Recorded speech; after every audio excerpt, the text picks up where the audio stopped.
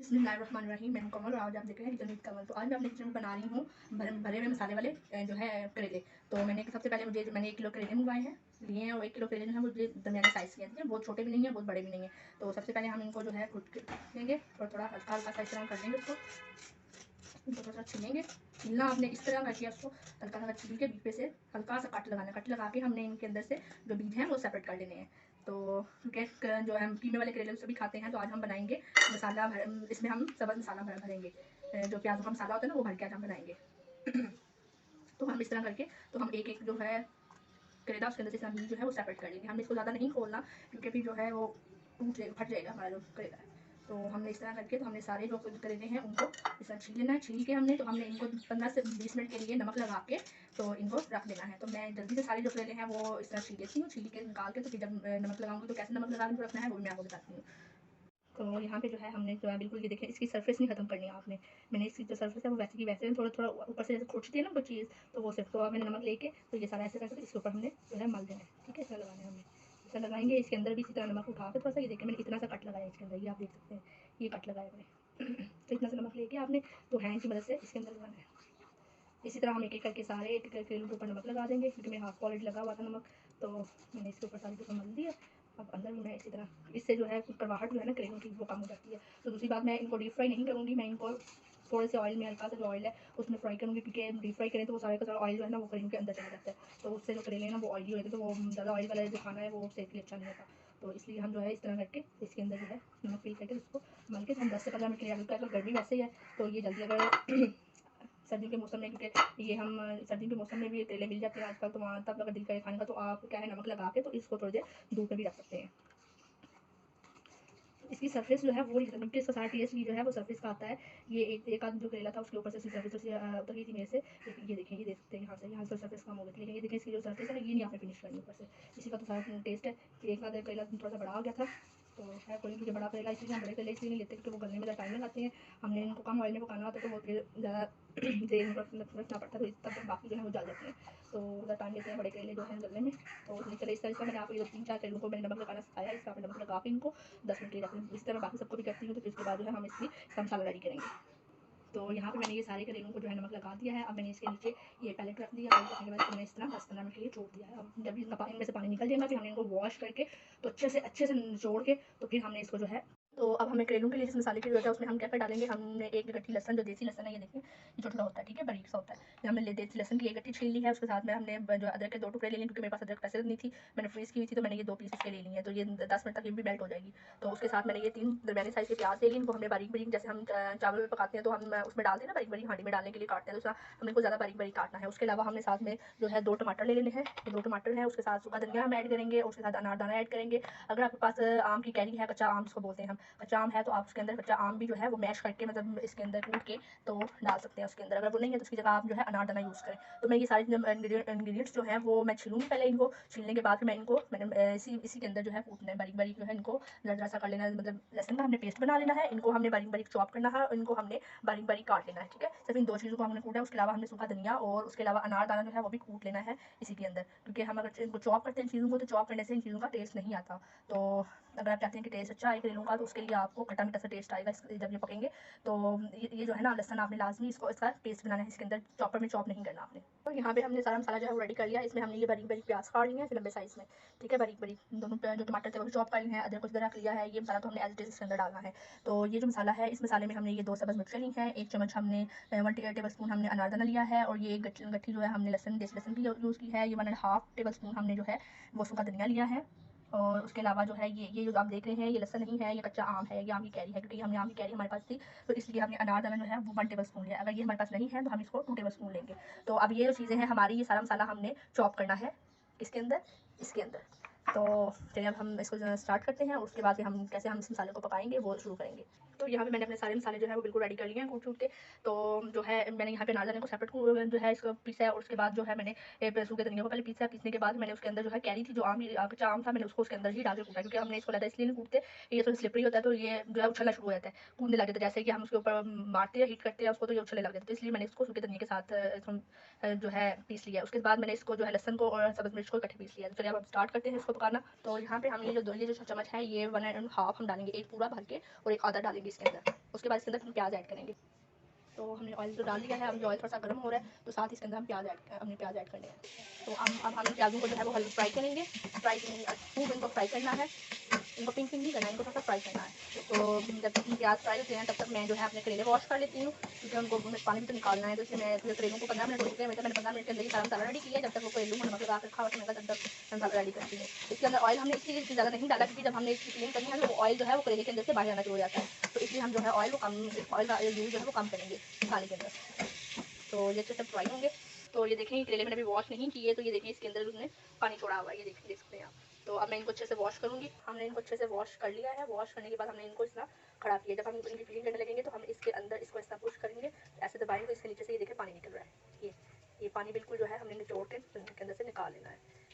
तो अब जब तक मसाला रेडी होता है तब इसके अंदर जो पानी है वो निकल जाएगा। तो बाकी जो है वो जब मैं फिलिंग करने लगेंगे तो इनको मैं प्रेस करूँगी इस तरह से जोर से, तो बाकी पानी भी इनके अंदर से बिल्कुल स्क्वीज हो जाएगा। तो ये मैंने बाकी चीज़ें इसके अंदर डाल दी हैं। पहले मैंने इसके अंदर थोड़ा सा पानी ऐड किया है, प्याज फ्राई हो रहे थे उसके अंदर मैंने पानी ऐड किया है। पानी ऐड करने के बाद टमाटर डाले हैं, अदरक डाली है, और जो बाकी के मैंने मिर्च जो थे वो चॉपर करके रखे थे पीस के वो सारे इसके अंदर डाल दिए हैं। अब इसके अंदर नमक मिर्च और हल्दी में ऐड करने लगी है। मैंने इसके अंदर नमक मिर्च और हल्दी ऐड कर दी है। नमक मिर्च हल्दी आपने याद रखना है, आपने उतनी ऐड करनी है जितना आप अपनी फैमिली नॉर्मली अपनी फैमिली के खाना बनाती हैं। तो खाने में आप नमक मिर्च हल्दी यूज़ करते हैं उतनी ही आपने इसके अंदर भी डालनी है, ज़्यादा नहीं इसके अंदर कुछ ऐड करना आपने। ज़्यादा नमक मिर्च नहीं आपने इसके अंदर डालनी, जितनी आप आम खाने में डालते हैं अपनी फैमिली के हिसाब से उतनी डालनी। क्योंकि मैंने अपनी फैमिली के हिसाब से मैंने 1 टीस्पून इसके अंदर नमक ऐड किया है, 1 टीस्पून मैंने इसके अंदर सूरज मिर्च ऐड किया और हाफ टीस्पून मैंने इसके अंदर हल्दी ऐड किया है। अब हम इसको अच्छे से भूनेंगे, इतना भूनेंगे कि इसका जो ऑयल है वो ऊपर आना शुरू हो जाएगा। ठीक है, इतना इसको भूनना है आपने।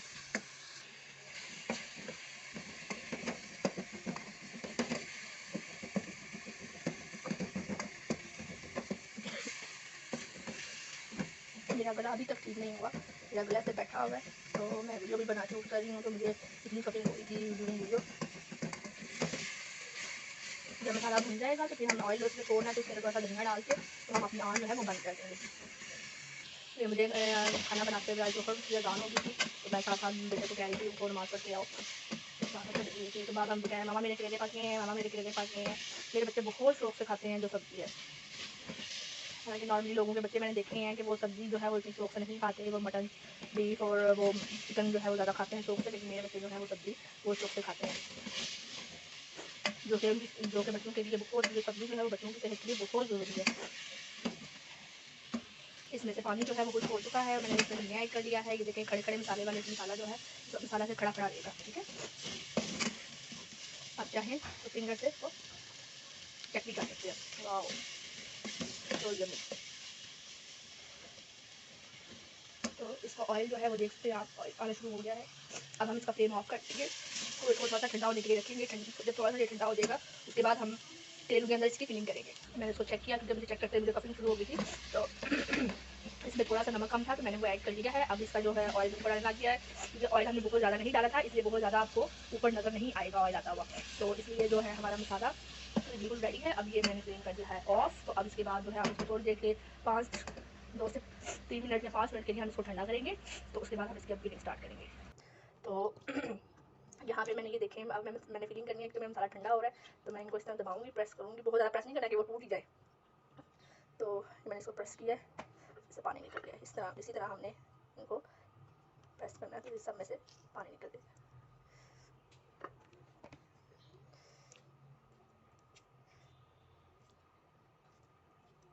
तो ये बड़ा था तो इसलिए इसको पहले ऊपर से प्रेस किया, फिर नीचे से। तो ये कट था, ये कट को नीचे दबाना है, फिर इसको ऊपर से दबाना है, फिर इसको तो ये देख सकते हैं आपके अंदर से कितना पानी इसमें से निकला है। तो जब इसको नमक लगा इसलिए लगाते हैं कि उसकी कड़वाहट खत्म हो जाती है, और दूसरी बात ये है कि इनका जो टेक्सचर है वो सॉफ्ट हो जाता है, ये सख्त नहीं रहते। ये देखिए ना, पहले जब मैंने इनको छील रही थी तो ये इतने हार्ड थे, अब ये सॉफ्ट हो गए हैं। इनकी सरफेस जो होती है ना वो सॉफ्ट हो जाती है। तो अगर आप इनकी सरफेस बिल्कुल खुश्क उतार देते हैं तो वो बिल्कुल नहीं जो है ना वो गेहूँ गुजरे थे, वो तो ना ही खाने के बराबर हो जाते हैं। तो सिर्फ नाम ही होता है कि हम करेले खा रहे हैं। करेलों का असल मज़ा जो है उसके टेक्सचर से ही आता है, सरफेस से। तो इस तरह मैं सारून का पानी निचोड़ लूँगी, तो उसके बाद जो है आप फिलिंग कैसे करेंगे वो आपको बताते हैं। तो ये आप देख सकते हैं इतना पानी इसके अंदर से निकला है। इसकी फिलिंग करने लगे हैं। फिलिंग के लिए मैं मसाला मैंने निकाल के लिया हूँ, क्योंकि ठंडा हो चुका है काफ़ी करेले हैं। अब हम कैसे इसकी फिलिंग करेंगे वो हम आपसे शेयर करते हैं। तो हमें एक स्पून की जरूरत होगी, और यहाँ पे हमने एक स्पून ले ली है, हमने एक एक करेला उठाना है, इसको उठा के इस तरह इसको खोल लेना है। खोल के इसके अंदर बहुत ज़्यादा फिलिंग नहीं करनी, क्योंकि जब हम इसके अंदर धागा लपेटेंगे, ये देख सकते हैं तो इसको अंदर फैला लेना है इसमें। तो ये देखें, जब हम इसको प्रेस करेंगे इस तरह, तो ये ऊपर एक्स्ट्रा आएगा, हम इस तरह से निकाल लेना है, ठीक है।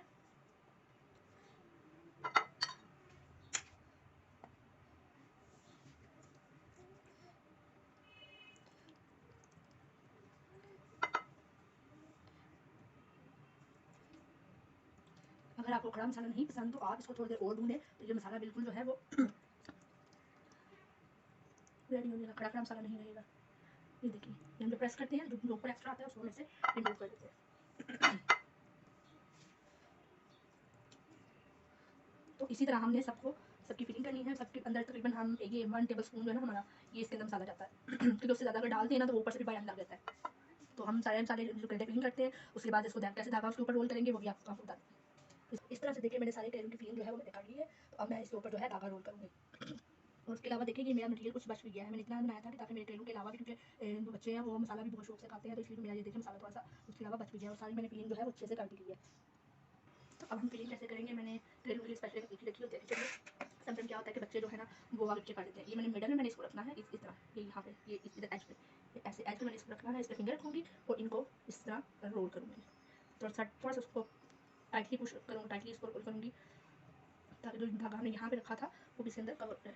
तो ये यहाँ पे मैंने ये इसको रोल कर दिया।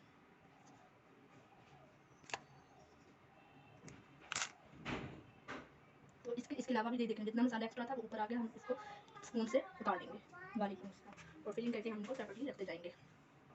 मेरा बेटा नमाज़ पढ़ के आ चुका है। वालेकुम अस्सलाम रहमतुल्लाहि व बरकातुहू। ओके, प्ले करें। तो ये हमने दूसरे वाला भी जो है वो इस तरह जो है सो कर दीजिए। देखिए इसमें एक्स्ट्रा नहीं था तो ये बाहर नहीं निकला। तो इसी तरह हम तीसरे को भी रोल करेंगे। ये मैंने भी बड़े बड़े जो थे उनको रोल किया है। पहले दफ़ा इसमें फिर क्लॉकवाइज वापस आएंगे। मेरे बेटे का फ्रेंड भी नमाज़ पढ़ के साथ आ गया है। तो यहाँ पे एक अच्छा पैगाम ये दूँगी कि प्लीज़ अपने बच्चों को नमाज़ की तरफ लगाएं। नमाज़ बहुत ज़रूरी है आजकल के दौर में, बच्चों को लाजमी सिखाना, क्योंकि आजकल का जो दौर है वो कंप्यूटराइज़्ड दौर है। बच्चे नमाज़ की तरफ कम और मोबाइल कंप्यूटर की तरफ ज़्यादा। तो मेरा ये है कि मैं अपने बच्चों को मोबाइल बिल्कुल नहीं देती भी हूँ तब जब वो पढ़ते हैं। उनका प्रॉमिस किया होता है कि आप पढ़ोगे आज दिन में तो फिर आपको 10 या 20 मिनट्स के लिए मोबाइल मिलेगा। तो मैं अगर देती भी हूँ डेली, अगर उनको डेली तो नहीं, डेली बेस पे तो नहीं मैं उनको देती, कभी कभार वो भी इसलिए कि मैं जब काम इसमें लगी हूँ तो फिर मैं उनको 10 से 20 मिनट्स के लिए दोनों को देती हूँ, अपने बेटे को भी और बेटी को भी। जी बेटा। तो इस तरह हम फिर एक एक करके, तो हम ये देख सकते हैं मैंने इन सारे करेलों को किस तरह धागा चढ़ा दिया है। हम इसी तरह एक एक करके तो सारे करेलों को धागा चढ़ाएंगे। मेरा ये एक्चुअली जो है स्लैब से छोटी है, तो मुझे थोड़ा सा कुछ प्रॉब्लम होता है किचन में चीज़ें एडजस्ट करने में, तो इसलिए मैं आपको कभी बैक कैमरे से दिखाती हूँ, कभी फ्रंट कैमरे से वीडियो दिखाती हूँ। तो इसलिए होपफुली आपको मेरी बात बुरी नहीं लगी होगी, क्योंकि अपने बच्चों को प्लीज़ नमाज की तरफ लगाएं। और मोबाइल तो बच्चों के लिए बिल्कुल भी उनकी सेहत के लिए अच्छा नहीं है, क्योंकि जो बच्चे मोबाइल में ज़्यादा रहते हैं वो अदर एक्टिविटीज़ नहीं करते। कोशिश करें अपने घर में नाफिल ऑन है तो उनको आउटडोर जो है, बल्कि मतलब कि उनको सहन में उनको कुछ एक्टिविटीज़ करा लें। उनको बोले चले पकड़ पकड़ाई खेलते हैं, या बहन भाई आपस में पकड़ पकड़ाई खेलें, आउटडोर एक्टिविटीज़ उनको करवाएं, ना कि वो मोबाइल के साथ। तो बच्चे जितना जितना जो है वो आउटडोर खेलेंगे अपने सहन में, अपने लॉन्स वगैरह में, तो उतना ही जो बच्चे जो हैं वो मतलब वो थकेंगे, उनको पसीना आएगा, तो उनकी जो बॉडी है जो उनका एंगर है वो रिलीज़ होगा। और वो जो ये बच्चे आजकल कहते हैं कि बदतमीजी करते हैं, बच्चे हाइपर हो गए, वो हाइपर इसीलिए कि वो हर वक्त जो बच्चे मोबाइल कंप्यूटर यूज़ करते हैं वो बच्चे हमेशा एंग्जाइटी का शिकार होते हैं। आप कोशिश करें बच्चों को जो है वो मोबाइल की बजाय उनको अदर एक्टिविटीज़ में लगाएं, जिनमें वो अपना ब्रेन यूज़ करें, अपने हैंड अपने लेग्स वगैरह का यूज़ करें, तो उनकी सेहत के लिए भी बहुत अच्छा है। इस तरह बच्चे फिर थकेंगे, थक के फिर उनको नींद भी प्रॉपर आएगी। तो आज का ये मेरा पैगाम था। तो होपफुली आपको अच्छा लगे। लेकिन ये है कि चलिए हम अपना पैगाम जो है यहाँ पे फिनिश करते हैं। अब हम अपनी जो रेसिपी आपकी तरफ आते हैं कि हमने यहाँ पे सारे करेले जो हैं उनको इस तरह धागा चढ़ा लिया है। तो अब हम इनको फ्राई के लिए रखेंगे। ओके, अब मैंने इनको बिल्कुल रेडी कर लिया है। अब हम देखेंगे मैं इनको कैसे फ्राई करूँगी। तो चलिए स्टार्ट करते हैं फ्राई करना इनको।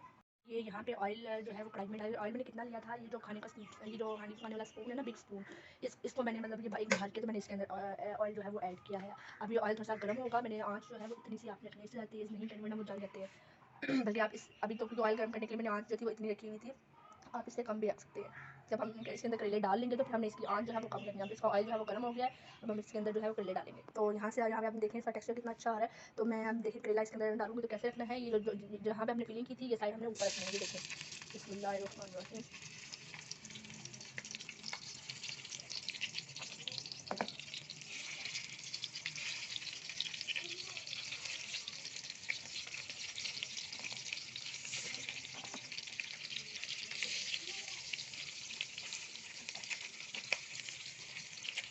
तो अभी आँच इसकी तेज़ थी, तो हम जब आँच को इसकी स्लो करेंगे तो ये दम पे पकेंगे, ठीक है। इसी ऑयल के अंदर ये दम पे पकेंगे। तो अब हम इसके ऊपर जो है वो ढक्कन दे देंगे। तो अब हम इनको ढक दिए क्योंकि छींटे पड़ते हैं ना ऊपर, इसलिए ढक्कन से हमने ढक दिया है। तो हम 2 मिनट बाद इनको जो है 2 मिनट बाद मैं इसको क्या करूँगी, उतार के अच्छी तरह से मेल करके इसको हिलाऊँगी, ठीक है। चम्मच नहीं डालूँगी इसके अंदर। और मैंने इनको हिलाया है, हिलाने के बाद आप देखते हैं कि इनका टेक्सचर जो है वो नीचे से इसमें होने लग गया है।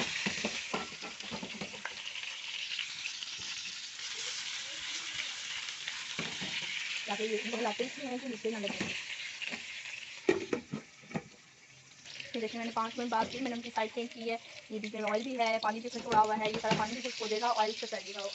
तो हम जो ऊपर से पहले उठा लेते हैं, हमें चम्मच नहीं मारना क्योंकि ये धागा जो है ना वो फूलने वाला ही देते हैं। ये अब हम इसकी साइड चेंज कर रहे हैं, देखो हम मोटा है ना तो हम नीचे करेंगे। तो जो बारीक वाले होते हैं वो तो पक जाते हैं ना, गल भी जाते हैं। तो जो मोटे वाले होते हैं ना, बड़े वाले, वो रह जाते हैं। तो हमने इसको इसी के साथ जो है साइड वाला चेंज कर देंगे। तो हम इसको एडजस्ट करेंगे, कभी कच्चा था।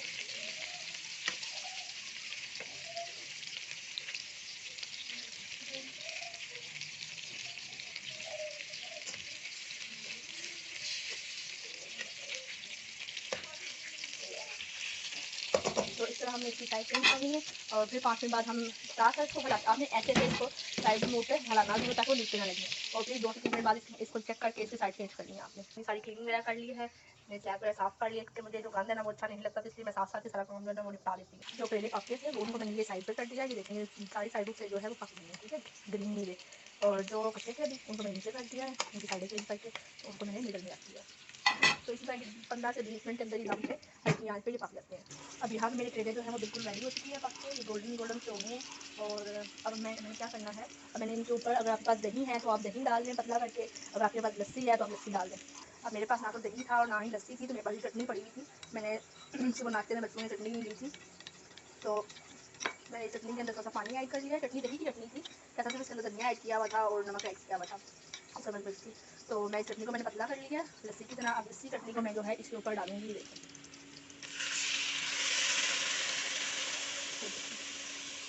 के ऊपर डाल के तो मैं ढक्कन से इसको दम लगा दूँगी। ये 2 मिनट के लिए हम इसको दम पे रखेंगे, फिर हम जो है इनकी साइड चेंज करके तो फिर हम फ्लेम ऑफ कर देंगे ताकि वो जो दही है वो अच्छे से इसके अंदर जज़ब हो जाए, कि दही से इसकी कड़वाहट बिल्कुल खत्म हो जाती है और ये बहुत सॉफ्ट और क्रिस्पी से बन जाते हैं। तो अब हम ये ढक्कन हमने उठाया है, तो अब भी देखें पानी है। अब मैं इनकी साइड चेंज करूँगी, साइड की साइड चेंज करूँगी, इनको हिला के इस तरह इनको हिलाऊँगी। क्या मेरे हाथ में एक में कैमरा है और मैं इनको हिला नहीं पा रही, तो हम इस तरह से इनको हिलाएंगे, नीचे ना लगे। उसके बाद हम इनको जल्दी से इनकी साइड चेंज करेंगे, ठीक है। किचन की साइड चेंज करेंगे ताकि जो ऊपर दही था वो नीचे चला जाए, वो नीचे दही पकने। तो पकने के बाद इनको 2 मिनट के लिए आपने इनको कुक करना है ताकि जो पानी होगा ये दही का वो फ़ौरन पक जाएगा, क्योंकि हमारी घी कम है ना, इसके अंदर ऑयल हमने कम डाला था, तो इसकी वजह से ये हमारा जो दही है वो इसका पानी बहुत जल्दी खुश्क हो जाएगा, ड्राई हो जाएगा। तो ये देखिए इतने अच्छे से इसका खुशबू भी इतनी अच्छी है, ऐसा लग रहा है मैंने फिश पकाई है। हमारे घर में हमारे साथ, क्योंकि हम जॉइंट फैमिली में रहते हैं, जॉइंट फैमिली के बाद तो मेरे हस्बैंड हम चाचू लोग भी हमारे साथ रहते हैं, हमारा लगा लगा है हम सबके, लेकिन हमने अपने घर लॉन में दरवाजे रखे हुए हैं, वो जा सकते हैं हमारे घर के, और उनको तो बड़े पसंद है, जरूर शौक से खाते हैं। तो मैं जाके पूछ रही हूँ आंटी क्या आज आपका क्या खा रहे हैं, बड़ी खुशबू आ रही है, तो फिर देखेंगे उनकी उसको कहाँ तक फैलती है। तो अब हम 2 मिनट के लिए हमने इनकी साइड चेंज कर दी थी, जब 2 मिनट के लिए इनको बाद में पानी भी खुश हो जाती है, ऑयल नज़र आ रहा होगा, हिलता हिलता देखें, देखिए बबल इसके ऑयल के नज़र आ रहे हैं। तो हम अब फ्लेम जो है वो अपना बंद कर रहे हैं और यहाँ पे हमारे करेले जो है पक्के रेडी हैं। अब हम इनको सर्व करेंगे, साथ में रोटी लेंगे और अच्छे से मज़े मज़े से खाएंगे, यमी। तो ये है आज की हमारी करेले की रेसिपी। हम देख सकते हैं कितने मज़े के, तभी मुँह में पानी आ गया इतने मज़े के ये करेले बन के रेडी हो गए हैं। तो अब मैं साथ में रोटी बना रही हूँ और मैं अब सर्व करूँगी। तो होपफुली आपको मेरी करेले की रेसिपी अच्छी लगी होगी। तो अगर आपको मेरी रेसिपी अच्छी लगी है तो प्लीज़ मेरे चैनल को लाइक कीजिएगा, सब्सक्राइब कीजिएगा, बेल आइकन के बटन को प्रेस करना बिल्कुल मत भूलिएगा और प्लीज़ लाइक लाजमी किया करें, इससे हमारी इंक्रीमेंट आती है। तो अगर आपको किस चीज़ की समझ नहीं आती, वो चीज़ स्किप होगी आप मेरे से, तो आप मुझे कमेंट में मैसेज करके पूछ सकते हैं। फिलहाल के लिए अल्लाह हाफ़िज़, अस्सलाम वालेकुम व रहमतुल्लाहि व बरकातुहू।